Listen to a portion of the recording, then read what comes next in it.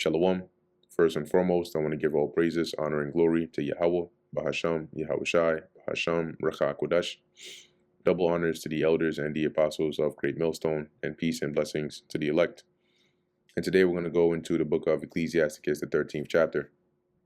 He that toucheth pitch shall be defiled therewith, and he that hath fellowship with a proud man shall be like unto him. Right? If you go and touch pitch, it's going to get on you, right? It's gonna make you dirty. Likewise, if you go and associate with a proud man, or really a wicked or ungodly person, eventually they're gonna, as the saying goes, rub off on you. Verse 2, burden not thyself above thy power, right? Don't try to do too much, knowing that you don't have the means to, while thou livest, and have no fellowship with one that is mightier and richer than thyself. Don't try to, you're hanging around those that are not in your league. Why? For how agree the kettle and the earthen pot together? For if, and you would liken onto the earthen pot, right? That's made of clay, and this is dealing with an iron kettle, right? So it says, for if the one be smitten against the other, it shall be broken. Meaning, if you were to get into a disagreement, or a back and forth with them, you're gonna lose, okay? Because they are mightier than you. The rich man have done wrong, and yet he threateneth withal, because he has money, right? So he can do wrong and still threaten. The poor is wronged, and he must entreat also. The poor gets done wrong, and he has to basically entreat or beg, for justice. Okay, nobody comes immediately rushing to his aid. Verse 4, if thou be for his profit, this is dealing with the rich man, he will use thee. But if thou have nothing, he will forsake thee. Yeah, because that's what they do. That's if there's a benefit, they're called opportunists, right? If they can see an opportunity or there's a benefit, they can gain from you, then they're going to use you. But if there's nothing they can gain from you, they won't even hear a word you have to say. Verse 5, if thou have anything, he will live with thee. Yea, he will make thee bear and will not be sorry for it, right? So he'll make himself close to you, and then he's going to, basically suck you dry of everything you have, right? He's going to make you bear and not be sorry for it. And here it is, you're basically losing out on everything you have for their benefit, and you're not getting anything back. And once you don't have anything left, then they leave. If he have need of thee, he will deceive thee and smile upon thee and put thee in hope. See, because he needs something. He needs your help, or he needs you to do something for him. He's going to make it seem like he's your closest ally. He will speak thee fair, right? Speak well to you and say, what wantest thou? Anything you need, just let me know. I got it. I got your back. I'm here for you. He will shame thee by his meats until he have drawn thee dry twice or thrice. And the shaming by the meats, basically what it's saying here is, let me finish the verse and then we'll go into it. It says, and at the last he will laugh thee to scorn afterward.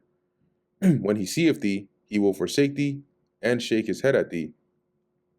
So basically what it's saying here is he'll flatter you, right? He'll entertain you. He'll make you feel, like you're honored. But he's only doing that to set you up so he can drain you. And then after that, you're going to be discarded. Okay? Because when it says here, the shame with meats, remember, dealing with the rich man, in the ancient world, right, which, is still the case today, but wealthy men, one of the ways they display their wealth is through lavish meals, right, or a banquet, or holding some party. Okay, so when he shames you by his meats is by basically overwhelming you with that luxury, right, that luxurious environment and treatment, knowing that you can't reciprocate that, right, and basically making you feel inferior. And so as it says, once, twice, 3 times, and then once you don't have anything left, because he is basically taking advantage, and whatever it is that he needs from you, he has gotten. Then he's going to discard you, right? He's going to laugh you to scorn because you couldn't keep up. And when he sees you, he will forsake you and shake his head at you, almost like he doesn't know you. And because you thought he was a natural friend, but you didn't realize you were being used.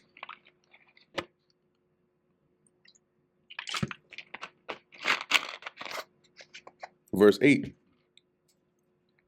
it says here, beware that thou be not deceived and brought down in thy jollity, right? Basically, don't let the deception of joy deceive you. If thou be invited of a mighty man, withdraw thyself, and so much the more he will invite thee. Right. So, the more you're invited, and if you're invited, you're just like something comes up, or you don't go, or you say, I'm sorry, I can't make it. They're gonna want you there all the more, because it's like, yo, every time we're doing something, this person's not here. We want to see them, right? We want them here. Verse 10, press not upon him, right? So don't be clingy, lest thou be put back, because that's going to make them want to push you away. Stand not afar off, lest thou be forgotten. So don't be too distant, lest they completely forget about you. You want to be right every so often, every blue moon, every so often you be there. So it's a good balance. Verse 11, affect not to be made equal unto him in talk. So don't try to make yourself equal with him, and believe not his many words, right? Don't be fooled by his words. For with much communication will he tempt thee, and smiling upon thee will get out thy secrets. So he'll speak nicely, politely, try to get you to let your guard down and find out what's in your mind. Was it in your mind? So you got to be careful what you say. But cruelly he will lay up thy words, meaning he's going to keep that in mind. Not for your best interest, but for his best interest, which is against yours, and will not spare to do thee hurt and to put thee in prison. If he can get any advantage over you, when the time comes when he doesn't need you anymore, you're not in agreement with him, he's going to use that against you. Verse 13, observe and take good heed, for thou walkest in peril of thy overthrowing. When thou hearest these things, awake in thy sleep. So this, if you're in this situation, take very good heed to this advice, because you might be on the brink of your overthrowing. And when you hear this, let it wake you up in your sleep. Be that concerned about it. Verse 14, love the Lord all thy life, and call upon him for thy salvation. Every beast loveth his like, and every man loveth his neighbor. That is, his like, meaning those that are similar to them. And that's why they, like, if there's like a creature or species, and there's one that is born with a mutation, they're outcasted. Okay, because everybody clings on to their own. That's what it means by every man loveth his neighbor, him that is like him or near to him. All flesh consorteth according to kind. So let's look at that word consorteth.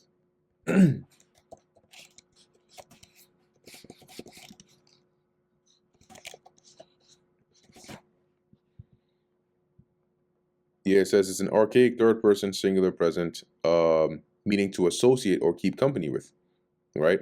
So as it says, all flesh, they keep company with their kind, right? They hang around their kind, and a man will cleave to his like. What fellowship hath the wolf with the lamb? So the sinners with the godly. See, so sinners hang around with sinners, like the saying goes, birds of a feather flock together. Okay, sinners hang around with sinners, and godly hang around with godly, right? Can two walk together except they be agreed? A lamb is not going to walk into the midst of a wolf's a pack and start hanging out, trying to how. The wolves are going to be like, you're cooked, and they're going to eat them.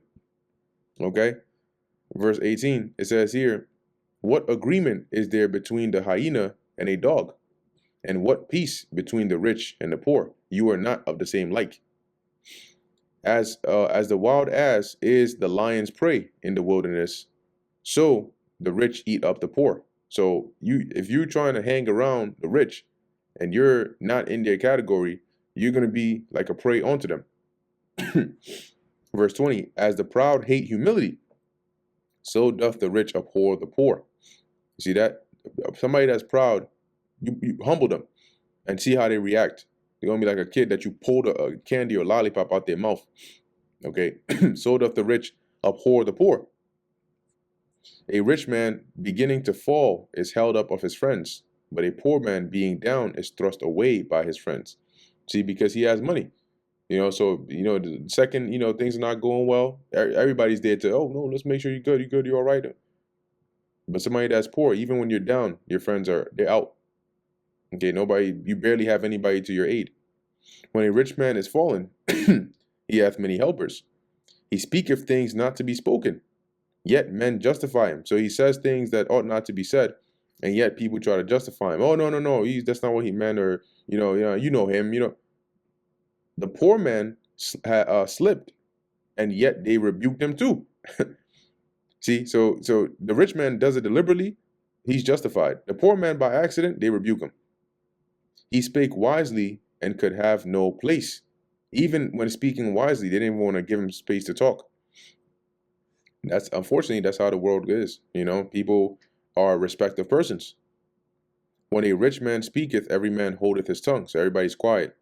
And look what he saith. They extol it to the clouds. He may say something very simple, but because he's looked at as a man of importance or a rich man, they esteem it really, really high. Like he said something deep.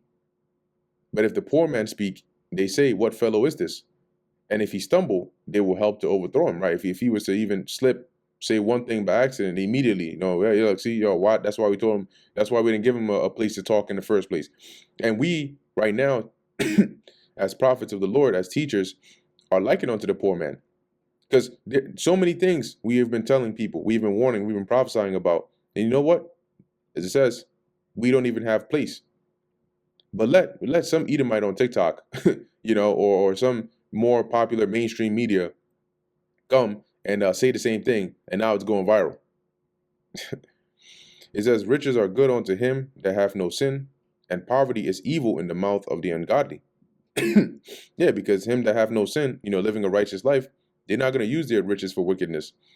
But poverty is evil in the mouth of the ungodly, because they can't fathom a life, of poverty, of being humbled. So they speak evil of it. They despise it. Right? We read up above about how, where is it? The rich abhor the poor. The heart of a man changeth his countenance. Right? Basically, if you're thinking something, right, and it's negative, it'll show on your face. And if it's positive, it'll show on your face. Whether it be for good or evil, and a merry heart, right, a joyful mind, a cheerful countenance. It'll make you smile and make you happy. When you're just there and you just remember something that's like really, really good, something you're looking forward to, and then you get happy, you smile.